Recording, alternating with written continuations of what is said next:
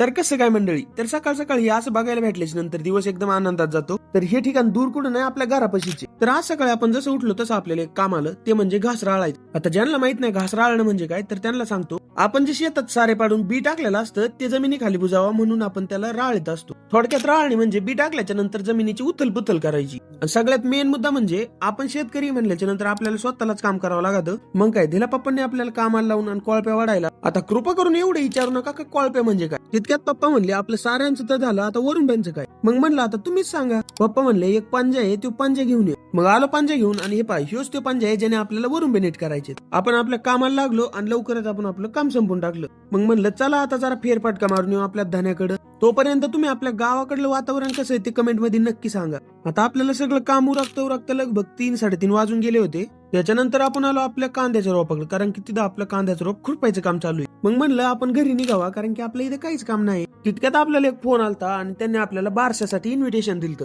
मग काय घरी आलो, सगळं आवरलं आणि मस्तपैकी गेलो बारशाला. तर अशा पद्धतीने आपला दिवस संपला. व्लॉग आवडला असेल तर फॉलो आणि लाईक दोन्ही करून टाका.